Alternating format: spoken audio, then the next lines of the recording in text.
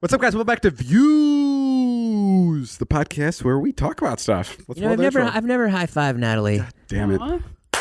Good job, Natalie. Good job doing all your stuff and running the ship here. Oh, well, thank you, Jason. You're welcome. It's sinking. What's up? Roll intro music.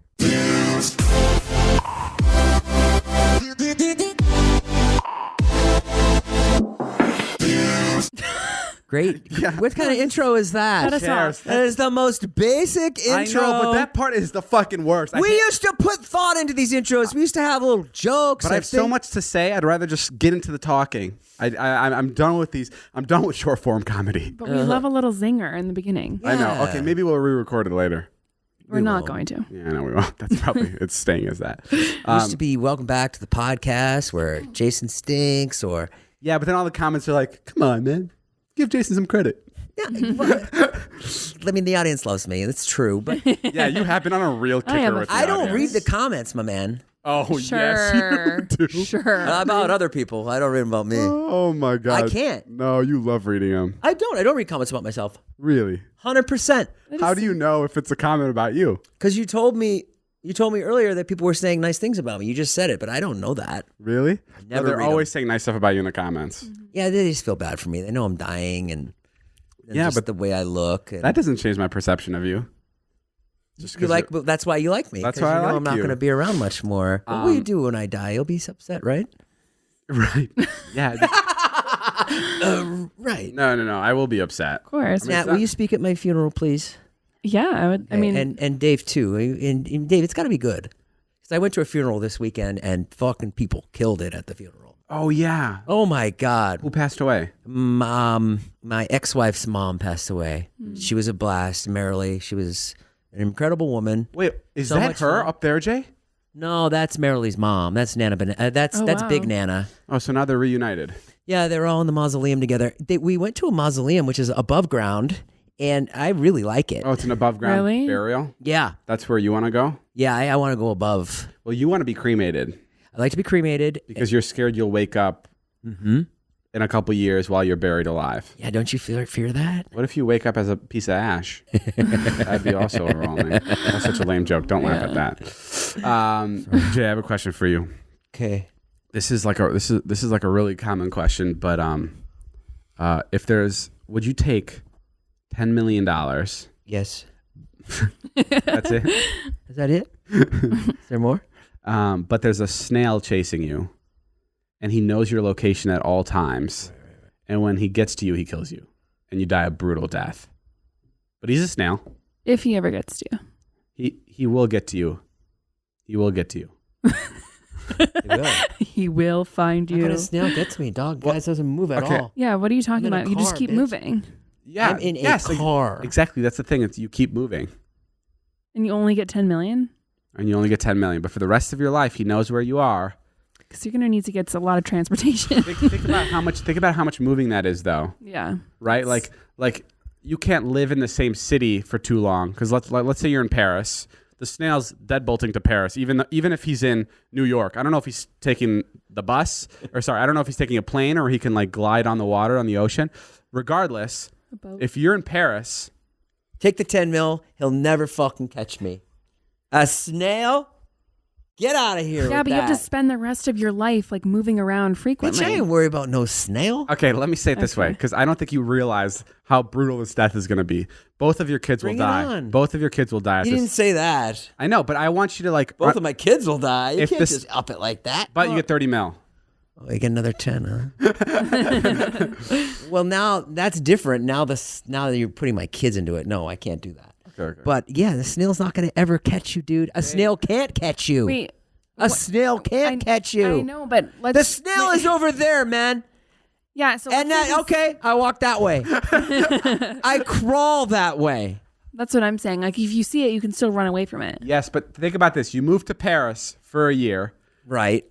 What am I doing? and Where am I you've- living? and Who am I seeing? No, listen. You've just left. Am I a part of the social scene there? Jason, you've just left San Francisco. Oh, I love it. So the snail started at San Francisco with you, Yeah. but now you're in Paris. You're living there for a year. Cool. Snail gets there in 8 months, whatever it takes him. Yeah. But now he's in Paris with you. Yeah. So now wherever you go, Like whatever town, whatever place you go back to, he will always inch closer to your house. Yeah.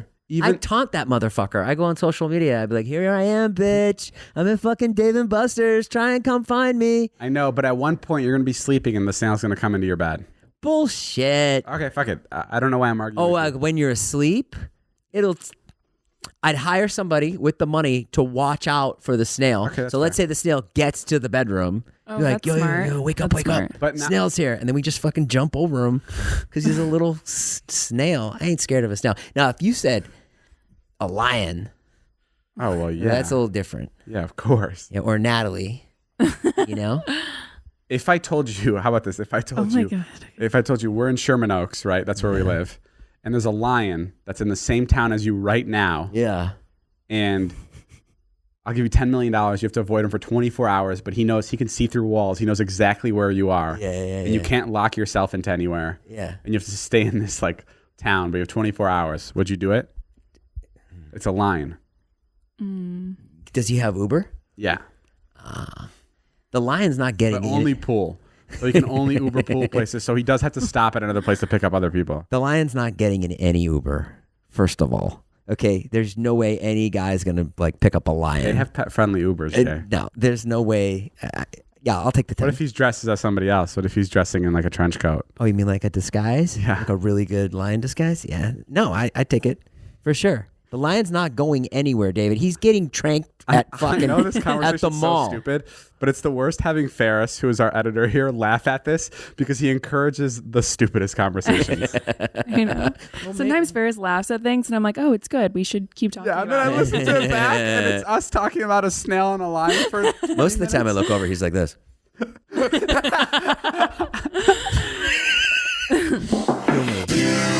I saw a TikTok the other day. This is actually really good. It's a really good tip, especially for a man who has kids. Basically, just buckle in, Jay, because you're about to be typified. Okay, so let's say you had a little 3-year-old kid, right? And you were telling them, okay, let's say you're the 3-year-old kid. I'm like, come on, let's get in the car. We gotta go to the store. What would your kid respond? Hell yeah, let's go. No. What? Most likely the kid, like, if he's playing with toys, he'll be like, no, I don't want to go. Do you know what I mean? I mean, Well, Jason's kids are very well behaved. okay. I mean, yeah, okay, yeah. My kid, they'd be like, hell no, I don't want to go there. Fuck you.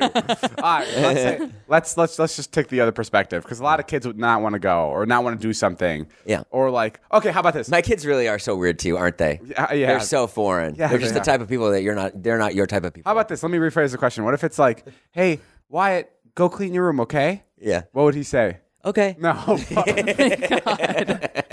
All right, but a normal kid would be like, no. Yeah, normal kid would be like, no.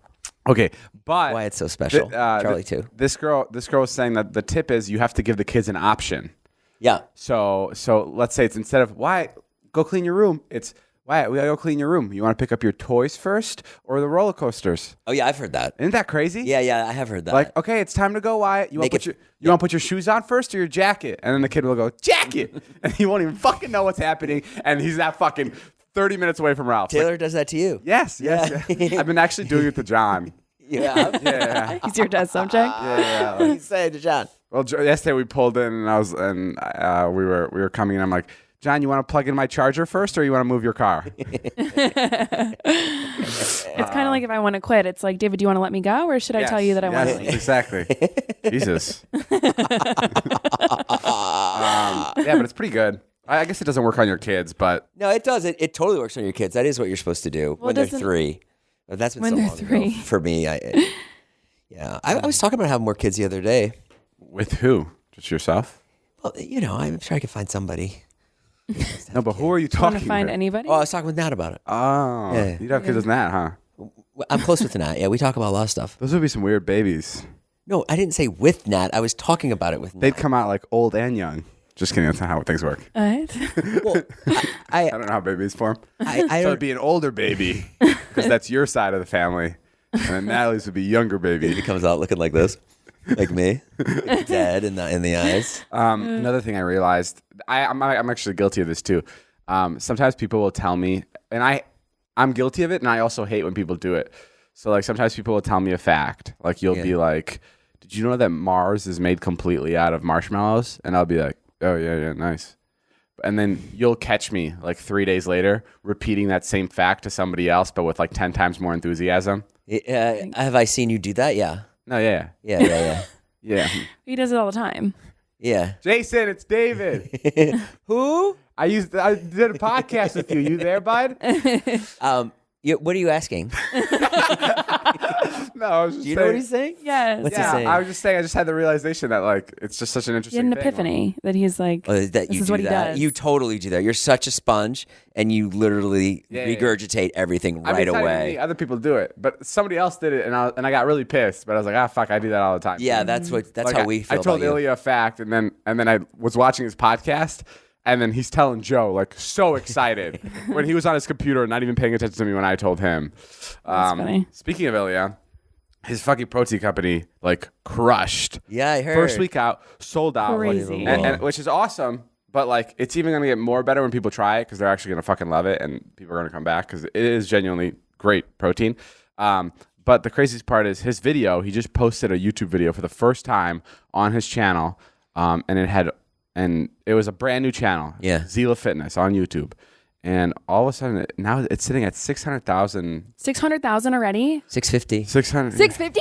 Yeah, 650,000 views. Oh Just my like completely gosh. randomly, just fucking blew up. Brand new channel. Yeah. And the craziest part is the first 500,000 views, which was last night. Last night was 500,000 views. Had no link in the description. So he was sending the entire video is basically an ad to buy Zila. Right. But he had no link. They didn't have the link in there? No. They man. What they did have is they had Zila.com, Yeah. but no hyperlink. Like you couldn't click anything. Right. It was for the first 500,000 views. And this isn't like a regular YouTube video where like people don't really go to the description. This is like the video to put something in the description because like it's a 25-minute ad for your protein. Yeah, if you don't know, Ilya worked out our friend John, and he lost, what did he lose, 40? 50 pounds. 50 pounds, He lost and they 50 pounds. documented it. The video took 6 months. And It's a whole transformation about them using Zila and how much it changed his body, and like nothing. The Instagram wasn't linked, and the website wasn't linked. Disaster. He probably missed out on probably 50,000 Instagram followers. That could have been really good for his business. damn. But so yeah, if you're listening to this, I'm gonna link it for him in this description. So go follow Zila on Instagram. Yo, aren't you confused by like musicians and like how they make music? What do you mean? Like I went and saw Tyler the Creator the other night, and I took my daughter, and I only went for like her. You know, I'm like, I know some songs. I think he's good or whatever. Yeah. And it was like the best show I ever saw. And just to watch like all his songs and everything's like, how does all that get made? Yeah. Do you ever wonder about that? I love the behind the scenes stuff. Like my favorite is watching the Marvel behind the scenes stuff. Oh, yeah. I mean that shit. Like none of that shit is filmed anywhere but a green screen anymore. It seems like, which is so impressive to me. Like they literally like the new Spider-Man. It looks like they filmed 85% of it in front of a green screen. Like even when they're on the streets of New York, they're not on the streets of New York. Like it's a green screen, Right. which is like so crazy. fucking cool. Like they could do everything from like a huge basement now. Like that's something. Like, that's the best way to not spoil anything either, because no one's allowed in the. Do you think you'd be able to pull off acting on a green screen? Yeah, I think so. You think? I never really, not me, but like if I'm like, Do you think it's more difficult to act in front of a green screen don't as think opposed so. to a set? I would think so. Oh, yeah. I would think so too. I would think it's so hard to be like, okay, and now the spaceships are coming, and here comes Thanos, and Thanos is above you, Like you really have to imagine. and everything. he's giving you a right hook, and I don't think so. I've also never like, Okay. I've also never acted with anybody that was really good. So you like, were in my movie. so no, We didn't have a scene I've together. technically never acted, but Oh yeah, we did. I've technically never acted, but I feel like if I acted with somebody like Sandra Bullock, and like I was acting off her energy, Yeah. then I would change my mind about this green screen stuff. But for me, right now, acting is all just pretending, because I've never like acted off anybody that I'd be like, wow, this is great. Yeah, if you work with Sandra Bullock, you probably get really good like right away. Right. probably it's like- really easy because it's probably like a real conversation. Yeah. You probably think you're great. Yeah. Yeah, if you do a scene with her. But I don't know. I can't imagine a green screen being that much tougher than like. I think it regular acting. is. But I think like especially with Marvel movies, like they don't know anything. like what ends up happening in post when you go see in a theater, like that's not, how do you even imagine that? They just describe it to you, and it's scene by scene. It's not like you have to shoot the entire 2-hour movie in one take. I know. Like it's like, now you're scared, the ships are landing. Wow, you're so good. like I mean, it's not actors know. Like I'm speaking on behalf of actors. I'm not speaking on behalf of David. Which part did you miss out on that you really wanted? What part did you miss out on that? You did a lot of auditions over the years. I auditioned for Shang-Chi. Did we talk about that? Oh, I don't know if we did. Am I allowed to now? Yeah. Really? Yeah. 100%. Oh yeah, I auditioned for Shang-Chi. What part? It was the guy on the bus. It was the guy on the bus filming everybody. Yeah. And it was like the thing read. It was like an influencer guy. Yeah. So I was like, I know when that happens in a script, they just like send it to an influencer. I know they're never going to actually pick the influencer because that'd be like goofy. Maybe. I don't know. But like as I was walking out of my audition, McLovin was also walking out. Really? He just auditioned for that same part. I was like, why the fuck am I here? Like, this guy's auditioning like he's going to fucking blow me out of the water. So yeah, then I watched the scene. I actually had it as my background. I have another Marvel background as my phone, but I had another background of the script on my phone background when I auditioned for Shang-Chi. Oh, you did? So you could look at it? So I was just manifesting. Didn't work. But it was that much cooler to watch the movie because I knew the lines. Yeah. Oh, speaking of Marvel, I looked up. I always look up props. Like every night before I go to bed, I check Instagram, TikTok, and I look for props that are available to buy from like the Marvel movies because I want the right one. And Captain America's shield, for some reason, I missed it, sold in November it was like $256,000. Wow. Sold in an auction. And Crazy. it was like the one he would use on screen for a lot of the shots. Really? So the last time Captain America holds the shield in his hand, that shield sold. So I reached out to the guy, and I was gonna like offer him like $300,000 for it, which I don't know if Natalie would have even let me, but I was gonna offer it to him just to see if like that could have happened. Yeah. And he's like, he doesn't have any plans to sell soon. Really? Yeah. And I was like, of course. Did you really pay $300 for that? That's what I said. I was like, in no way. I mean, I understand like David has so much nostalgia, but it's not worth $300,000. Yeah, but like think about it, like I've owned a $300,000 car before, and like this is 10 times more important to me than a nice car. I'd rather drive a bicycle around town and have the shield in my house than have a nice car. Like the shield means so much to me. Would you put it behind glass, or would you like take it out and let people touch it? I'd probably have to put it behind glass. Yeah. What I would do is, you know how I have the wine cellar? $300,000. Take out all the wine, and I would just make it like Put it in there. the shield cellar. Wow. No, I mean, I've told Joe, I was like, Joe, if you ever find a shield that has been used in the movies, let me know and surprise me with it, and I'll pay for all of it, but surprise me with the fact that you found it. Oh, wow. Yeah, I look for that a lot. But Joe writing a $300,000 check to surprise you.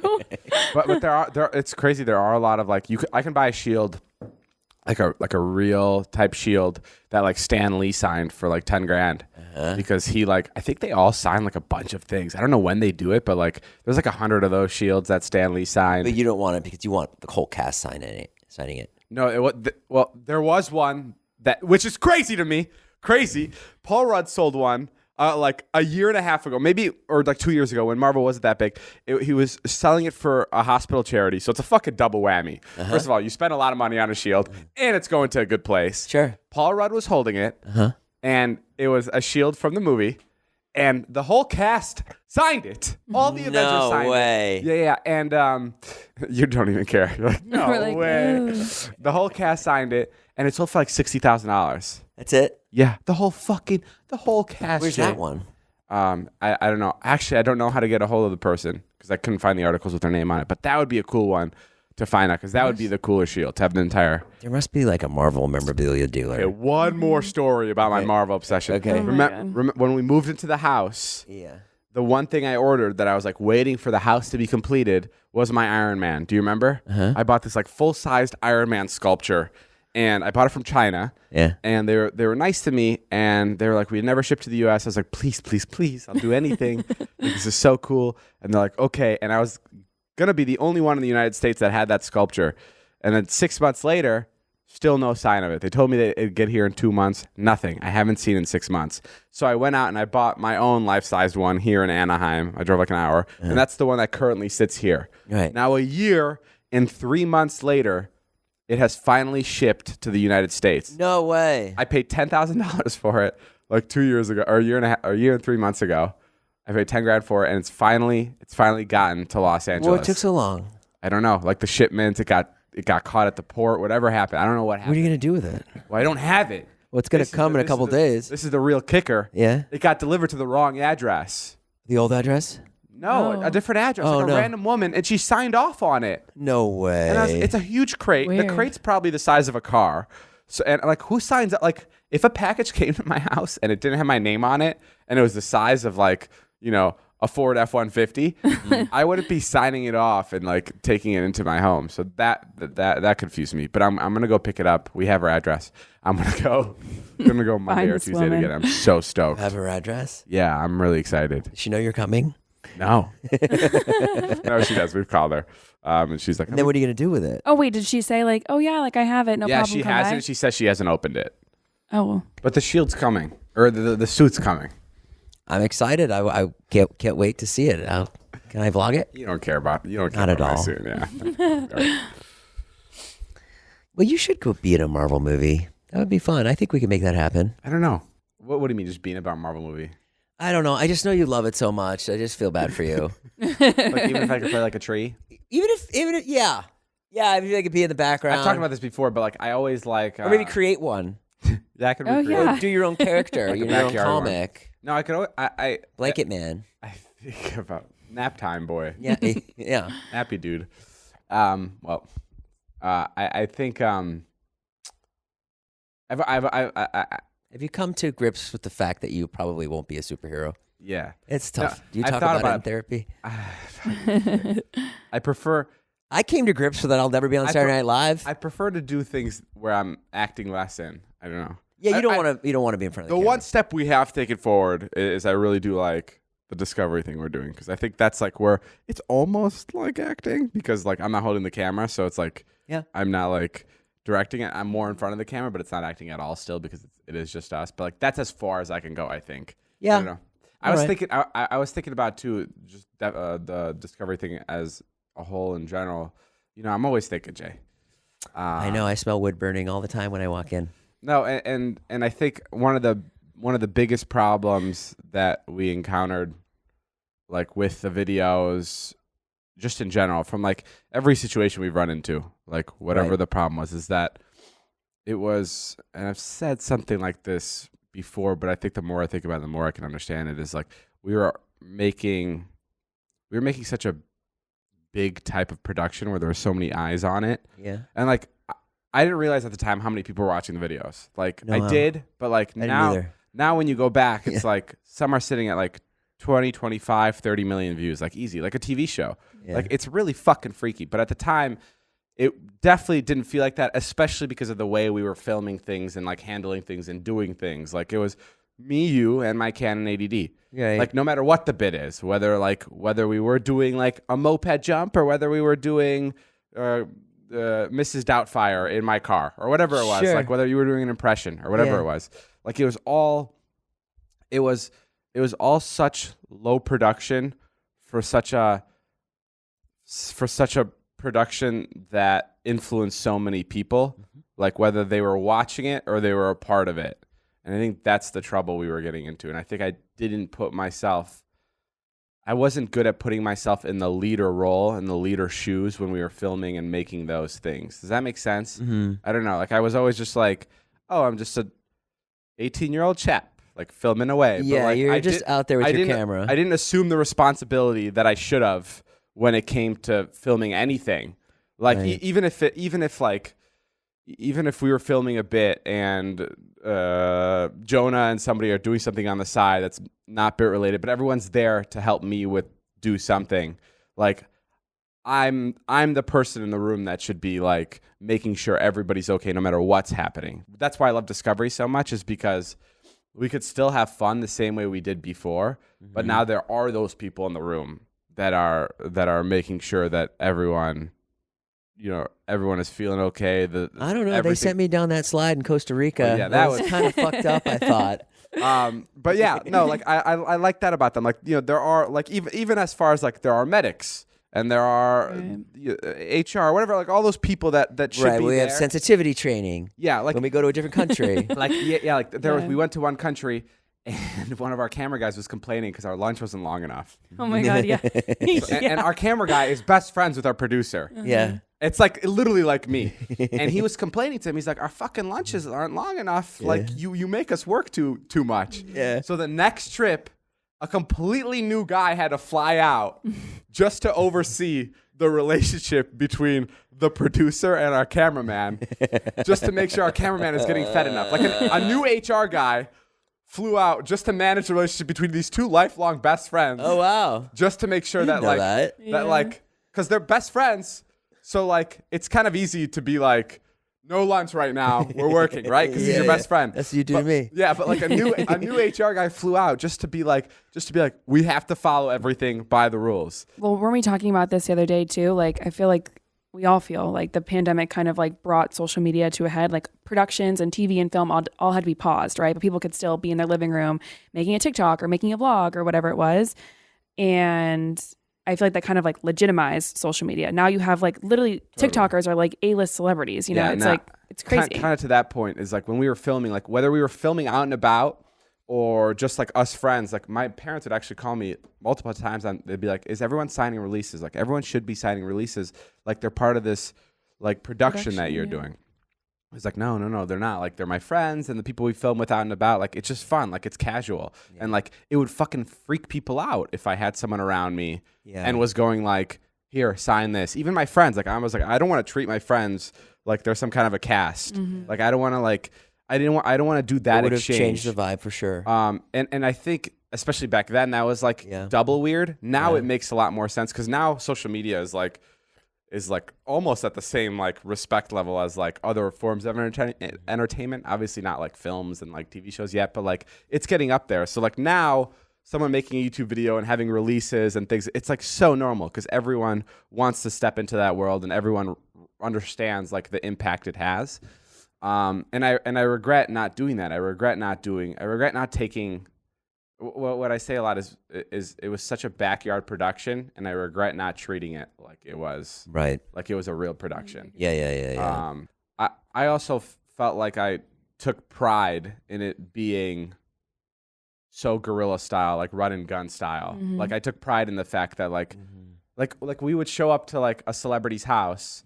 And it would be me and Jason or me and Nat. And they were like, this is it? Yeah. And I'd be like, yeah, this is it. I don't know. Who did you expect? Makes it feel like easier, more comfortable. And it was like easier on everybody. Like nobody's like, you go on Fallon, you're signing a bunch of things. Everything. Well, it makes it very impressive is what it does. Right. And every conversation, when you go on any late night show, you have a phone call before. Yeah. And it's like, this is what we're going to talk about. Like, are you agreeing to talk about this? Mm-hmm. So you have like a pre-call, but like when we were doing it, it was just like you showed up and you just did it. It was literally, we're here. We'd knock on the door and, and going forward, like I said, this is a weird conversation that we got into randomly from I think it's good. Yeah, but I haven't. I like that you're opening up about it, and that's why I like Discoveries because all those like boxes are checked, and it makes me feel a lot more comfortable knowing that everybody else is comfortable. When Jim comes to you mad about launch, you're like, "Yo, take it up with corporate." Yeah, take it up with corporate. Right? You're like, "Not me, man. Not my spot. Right. I did that." Exactly. Yeah. What's also crazy too is like sometimes we'll like meet up with people, whatever, or like we'll meet up with some sort of influencer, right? And the teams people have now is crazy. Like they have a president, they have a manager, they have an agent. Every single one of those people has an assistant, and they have coordinators and like all these things. Unreal. And it was literally just like there's 3 people here. Like just that mentality it's just so different. And people just take it more seriously, which is great. It's a good thing. But I think with what Natalie said is like that's true now. But like I regret that I didn't put in those measures before, and I didn't have the right guidance or awareness back then to be able to have like a fully 100% safe environment when it came to creating.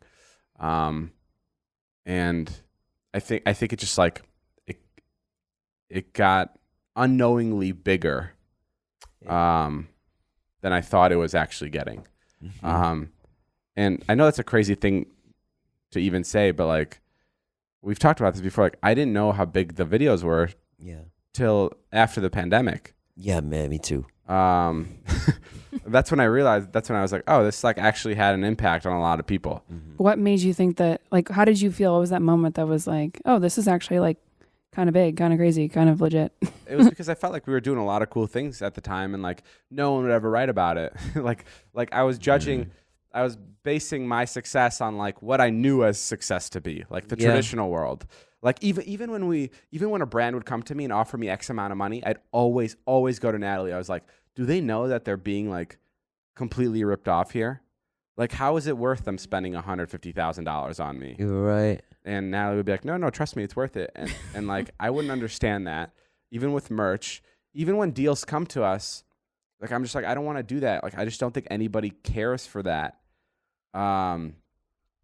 Right, but you understand the No, I understand that now. yeah, I like did not get 20 that. million people, and usually 5% of Those the numbers people weren't real buy. to me. Like I agree. Like YouTube views, just the same way that like the traditional world would scoff at it, I would do the same thing. Yeah, Like I'd be like, a YouTuber, who cares what the views they get, because that's not real. Yeah, like yeah, that's yeah. not. You can't respect that. So like especially when like we're never being written about in articles, which was like the traditional way of being like you're doing something right.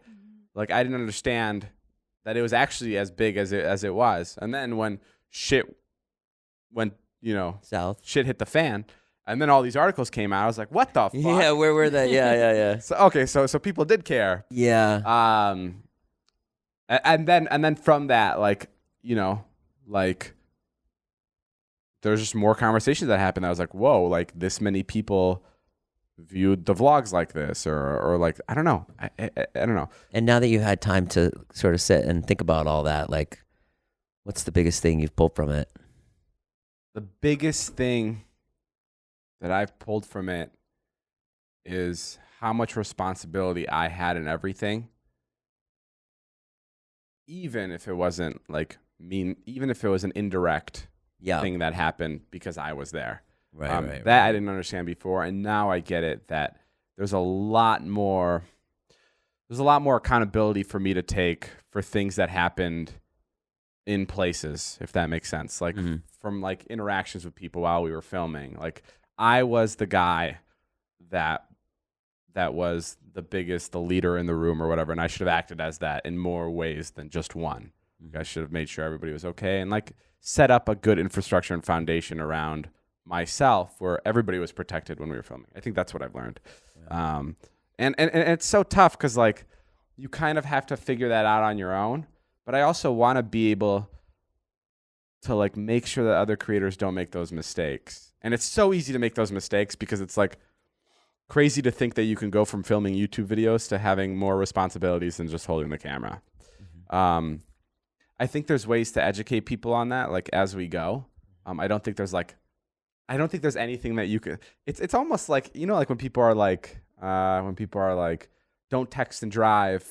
It doesn't happen to you till it happens to you. Like Right. almost like like a creator will never think about this and will never think about how much responsibility he holds until it actually happens. I definitely like to take like warnings from other people and I've seen other YouTubers before like really go outrageous till it got to a point where it was like it kind of backfired on them. And I've always looked at that and I've always been like, okay, like noted. But I never understood like how much like there's so much more underlying things that I'm responsible for that aren't like necessarily in front of the screen, on the screen. Not necessarily things I'm posting, but things that are happening behind the scenes, like people's emotions, people's feelings, and stuff like that. And that's kind of what I've taken from it now. It's like, it's not only what I'm posting, but it's also the energy that I'm creating around me and making sure that everybody there feels like they're participating in a positive way, just as I feel I am about it. Does that make sense? Yeah, it makes sense. I don't know much English, so it's very tough to put into words. You are from Slovakia. Yeah, but yeah, and moving forward, like I don't want to talk about this all the time, but I Sure. I do want I do want creators to understand I think that. Like, it's really interesting.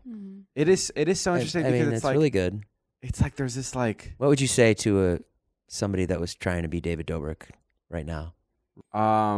that that's something I didn't know and I still don't know necessarily, but that being in the position that I am, there's more to it than just filming videos and putting them together and editing them together and posting them. And there's like this thing you just naturally step into, and this thing that you like just have to adopt, and that's becoming a leader in more ways than just producing videos. Mm-hmm. And that's by making sure people are feeling okay on set, or making sure, you know, you have the right safety people there. It's like all of that you are now responsible for, whether you like it or not. And like, that's what it is about entering the next level of whatever you're doing. I think just when you reach a certain point, especially in the entertainment world, like you inherit new responsibilities. Like you're now an example for people. Right. And I think that's not something you go into this thinking. Right. You're not like, I'm going to be, you just go like, I want to make the funniest videos. Yeah. I'll make people laugh. Yeah. Make people smile. But I think as you get more successful in it, you have to be a good example. Like no matter what, it's a part of the job now. You get the promotion, but now you get a new duty with it. You know what I mean? Like now you're doing this as well. Yeah. And I think like I want to have the right thing to say to that person, and I want to have the right thing to say to that kid. And I can say, you know, some of the right things, but I also still don't know 100%. Like I'm still figuring it out like every day. And I think that's why I'm so stoked to be finally working with somebody like Discovery, where I can be being taught the other side of the business. Like I can be seeing like how an actual production functions, and I can apply that and still have like the authenticity and like the more gritty and like the more like backyard feel to the YouTube videos, but also like have the same things in place to make it a safer environment.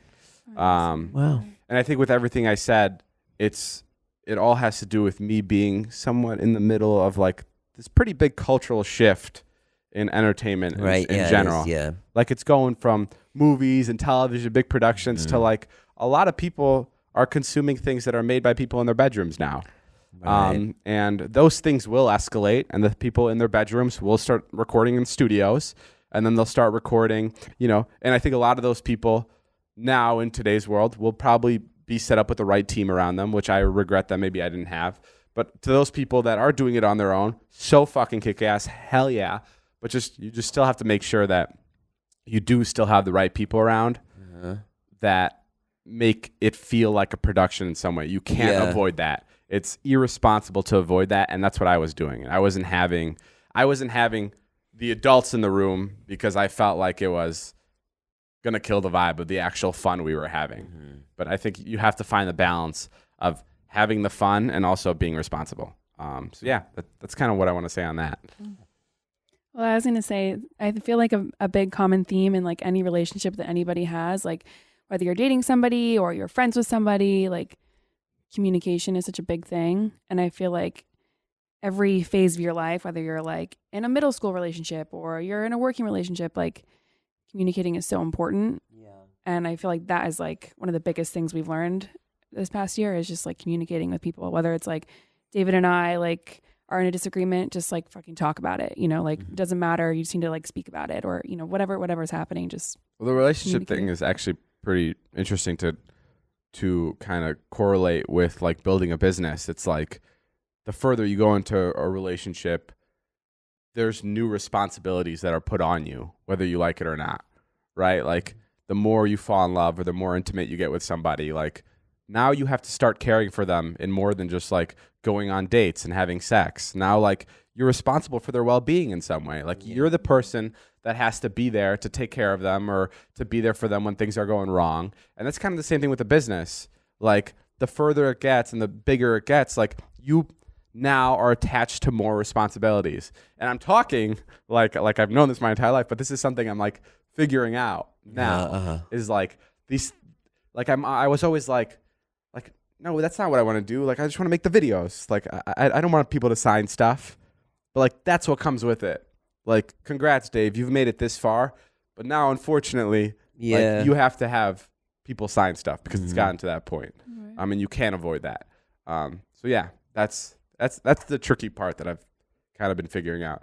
A little late, but better late than never. And I hope someone listening to this can learn something from it. All right, guys, that's all the time we have for today's podcast. Thank you guys for listening. Thank you for joining me, Natasha and Jason. It's been Natalie. It's been really good. I thought you were calling me Natasha. That's what I thought too. I was like, okay. And we'll see you guys soon. My name is Jeff. Bye. Bye. Go by Zila.